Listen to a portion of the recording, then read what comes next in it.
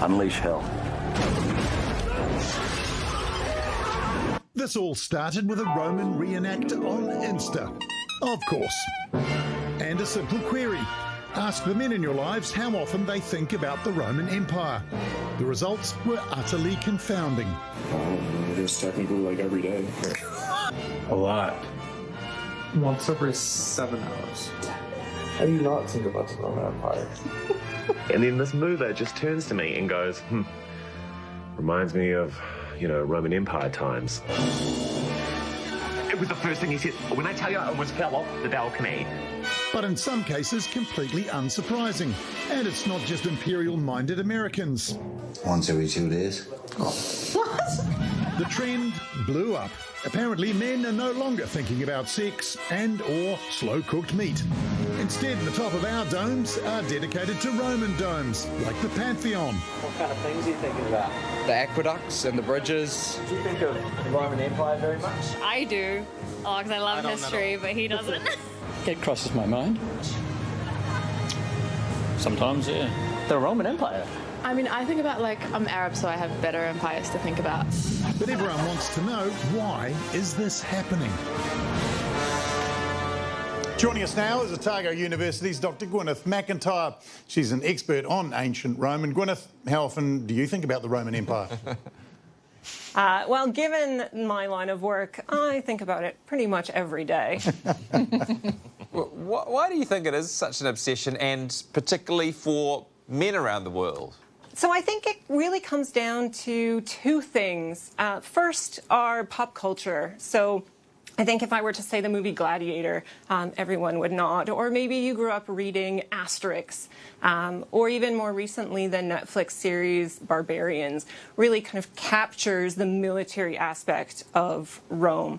And I think if the question is sort of now, or why now, we've seen over the last several years this rise of strongman, charismatic leaders. And so I don't think we should be surprised that people like Mark Zuckerberg or Elon Musk regularly cite Rome or even name drop figures like Julius Caesar or Sulla on their media platforms. Gwyneth, I've always wanted to know, deep burning question, the Caesar salad. Do we have to thank the Romans for that invention? Absolutely not. Only the name, but it's not even related to Rome. So unfortunately, as much as Monty Python would say, what did the Romans ever do for us? It is not the Caesar salad. Well, how indebted are we to the Roman Empire in this modern world? So I think there's a couple of things. There's really tangible artifacts and buildings that the Romans left behind for us that really capture people's imaginations. But there's less tangible things, so things like bits of the judicial system or even the government structure, given that we're in an election year, thinking about elections or even political philosophy and rhetoric, all are a part of Rome's legacy. Gwyneth, you teach classics, obviously, at the university there. What's the split in your class? So interestingly, here at Otago, women are definitely thinking about Rome more than men, because our split in our classes is something like 70 or 80% female. And even the more military skewed classes that are looking at political history or warfare are much more dominated by not men. So maybe the question is, why are women thinking about Rome but not talking about it? Beautiful. Well, thanks to you, I am now thinking about the Roman Empire. Gwyneth, thanks for joining us. Perfect. Thank you for having me. Well, kia ora, hey, welcome along to the project. Exciting night. Chris Parker's here.